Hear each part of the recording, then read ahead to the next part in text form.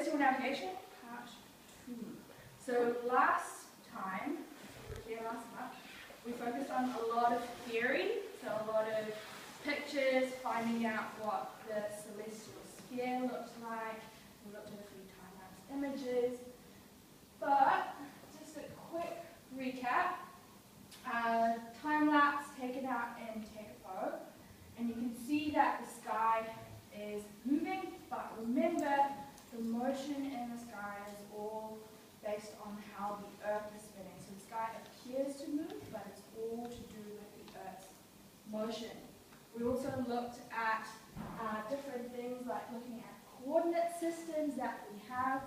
So remember, on Earth, to make our way around, we use latitude, longitude, and in space we have the same thing, except we just project that out onto something called a celestial sphere.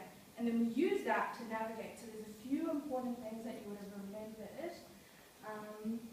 like this one over here. So we went through the fact that the Earth is tilted about 23.5 degrees. That orange line is my version of the Earth's equator, and if you project that out onto the celestial sphere, which is this brown thing going around, then you've got the celestial equator. So it's our equator projected out. We've got the north celestial pole and the south celestial pole, which are the spinning points, so the point at which the Earth spins. I don't have it on here, but we also have the ecliptic plane, which is the path that the sun, the moon, and the planets take across the disk of our solar system. Just wondering if anyone remembers the point at which the ecliptic plane and the celestial equator intersect, what we call it. First point of Aries. Yeah, the first point of Aries. What? So, yeah, it's not on here, but it's an important thing to keep in mind. We had a look a little bit about precession as well, and the wobble of the Earth, and how that first point of Aries is not really pointing at Aries anymore. It's kind of slightly off. But yeah, so today we're focusing on more practical things. So we're still dealing with position, we're still dealing with time, but today I want to focus on something a little bit sort of will sound easy with the Southern Cross. We'll use Orion because that's really kind of an obvious one. Orion's not out in the sky at the moment, so it's very low. It's very low. And using some stakes in the ground, and then to tell time we'll use the sun and also come back to the Southern Cross as well. So more practical today than it was theory based on last time. So to do with anything in position in astronomy, you need to have a good idea of your cardinal points. So that is your north, south, east, and west. So if you can figure out where north is, or south is, or east, or west, you can have a pretty good idea of where you're going or where you're heading towards. The thing is, in real life, you don't really have a shiny bright N or an S sitting out there to tell you where north and south is. You kind of have to figure it out using the stars, unless you're tech savvy and you have your own GPS system. So if you don't have that and you are stuck out there in the middle of nowhere, this night's work is going to be like a how to get away with not having some tech on you and making your way around using some stars. So, first thing I want to do is figure out how to use the Southern Cross. So this snapshot image is taken from Stellarium. It's a free program or software you can download. Really cool if you want to have a play with it, especially if the weather's really bad outside and you want to have a go at finding a few things or figuring out where things are. I really highly recommend it. So, we've got our Southern Cross sitting here, and if you haven't found it yet, you use the two pointer stars that you can see here, which is Rival Pentaurus and Haida, and it points towards the top of the Southern Cross sitting there right in the middle. And the Southern Cross is really nice and really important for navigation. In fact, it's not just New Zealand that has the Southern Cross on its flag. In fact, there are about 5 countries that have the Southern Cross as a part of their flag. You can see how important the Southern Cross has been for navigation. So you've got New Zealand, Australia, Samoa, Brazil, and Papua New Guinea. that actually have taken a huge interest in putting the Southern Cross onto that flag over there. So now that you have the Southern Cross and you've got it in the sky and you know where it is, how do you find south? Because if you look at the Southern Cross right now, it's not really pointing south, it's sort of pointing southwest. So, in order to be able to use it, you kind of have to do a little bit of imaginary line play in your head, but you don't have to imagine lines tonight. I'll actually draw them out for you. This first method of finding south, or finding your way around, is called the pie in the sky method. Alright? In order to do that, you need to draw two imaginary lines, one going straight through the long part of the Southern Cross, coming out, and then another one going through the two pointer stars, coming straight back out. And where those 2 points meet, that is called the South Celestial Pole. Now, it's not very accurate on this, because remember, this is a flat projection. When you look out in the sky, it's kind of a very spherical view, so when you try and put it on a flat surface, that kind of doesn't work out very well. So, you've got that South Celestial Pole, and if you remember from last week, that South Celestial Pole is the point at which the Earth is spinning, which means over the course of the night, all the stars appear to spin around that South Celestial Pole. So that point remains stationary, everything else around it just sort of makes a huge circle around it. And then you can also see some really good stars that are making trails where they just don't appear to set at all.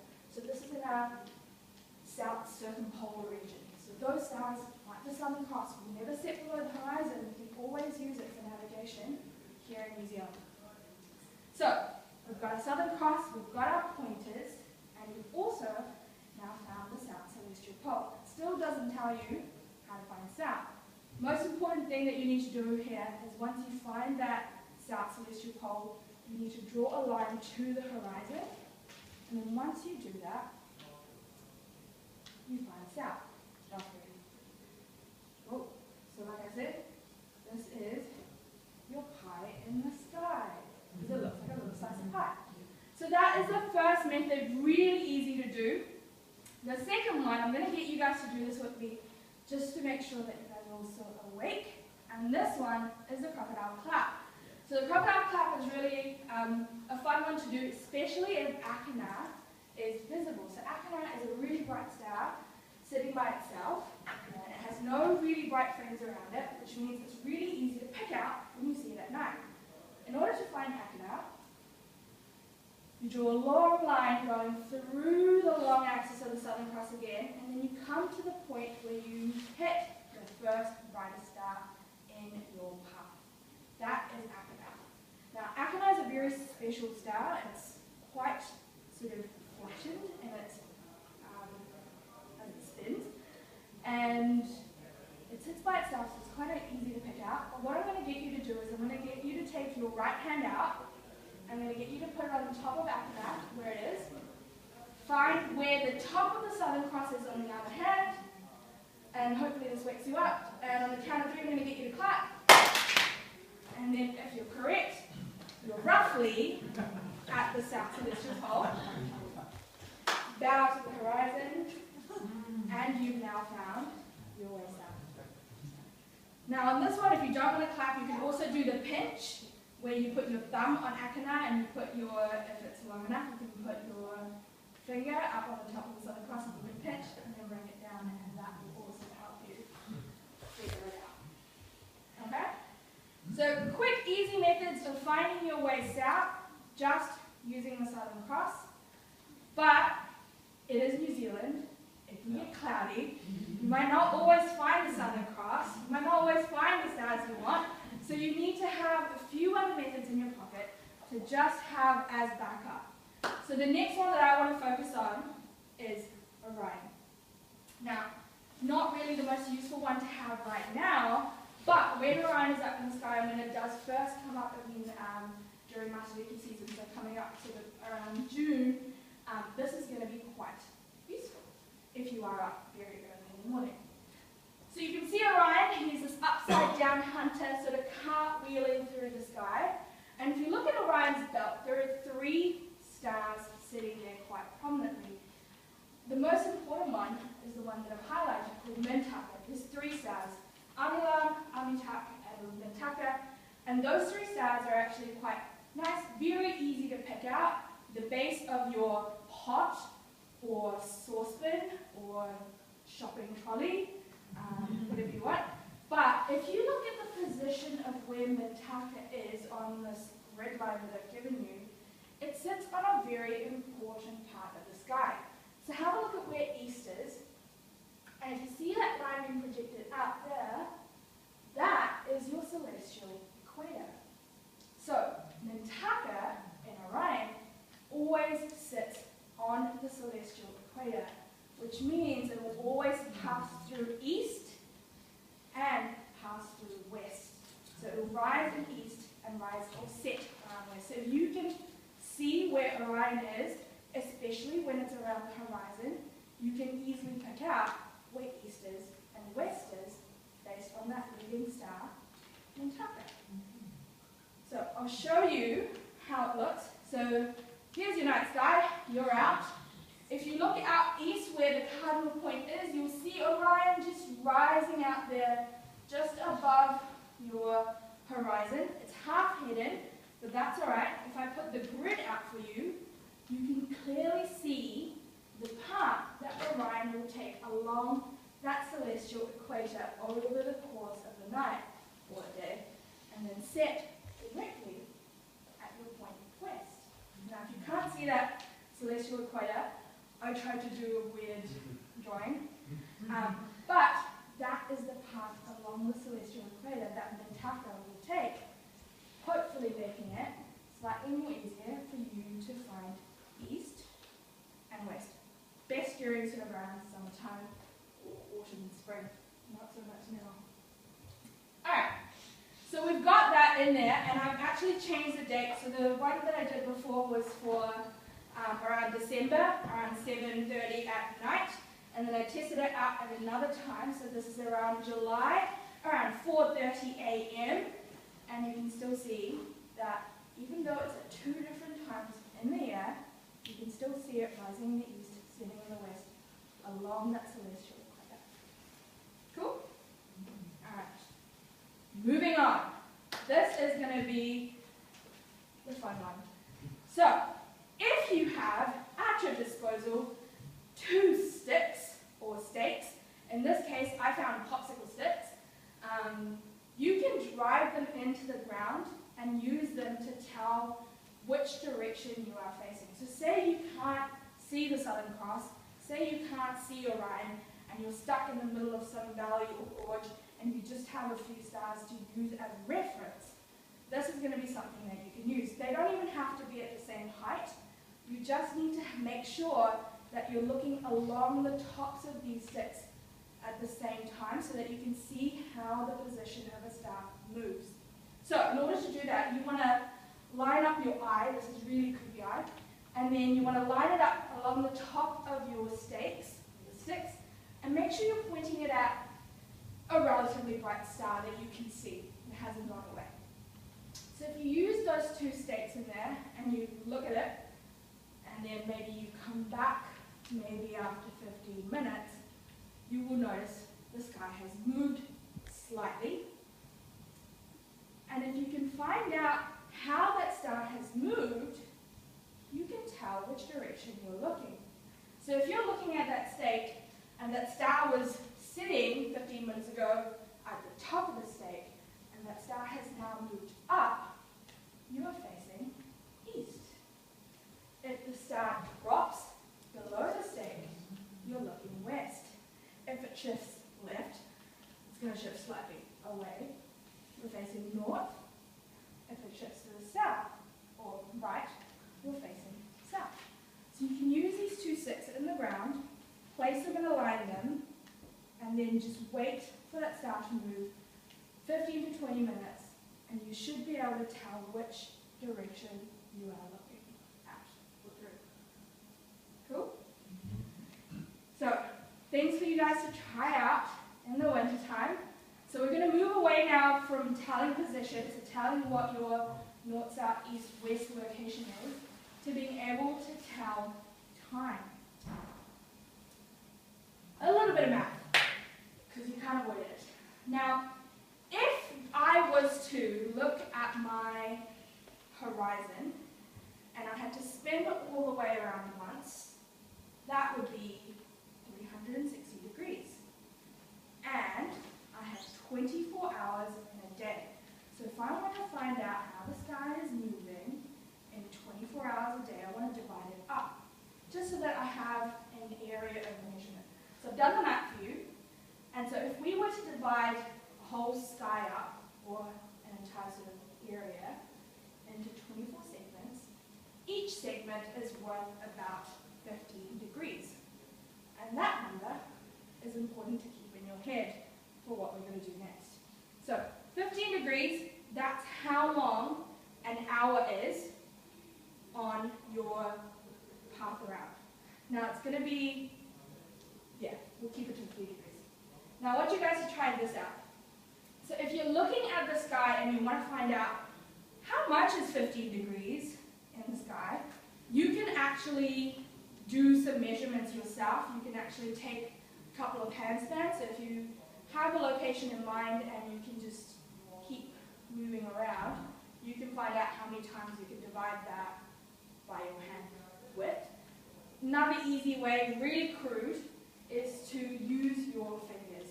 So one sort of pinky finger or your index finger represents around 1 degree in the sky, roughly. Now I have really fat sausage fingers, so it might be a little bit more than 1 degree. If you have 3 fingers together, that's about 5 degrees. If you have your entire sort of fist out and you try it, that's about 10 degrees. The magic number, 15 degrees, is if you stick your fingers out in the sky, and then 25 degrees is if you have your pinky and your thumb out.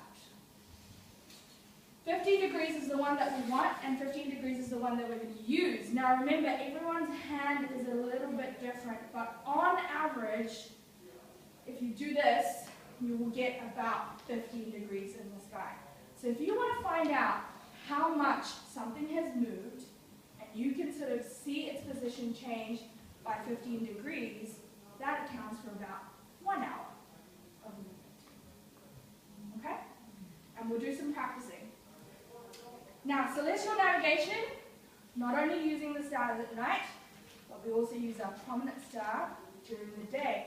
So this is a trick that you can use to tell time during the day. Now remember, if you stick your fingers out, that's 15 degrees. So if you put all 4 fingers out, and you have that lined up along the sky, each finger you have is worth about 15 degrees.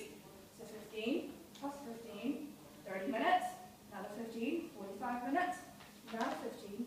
Got a whole hour just sitting within 4 fingers up in the sky. And if you can locate the horizon, and you know where the position of the sun is and where the sun's going to go, you can tell what time the sun might set, if you know the time now, or you can also tell, well, I know the sun's going to set around 5:30, I can actually measure that time period just by using my hands. So, I'll show you how. Now say the sun is sitting somewhere high up in the sky, and I need to do some math. I would locate the sun. You can't really see the sun in there.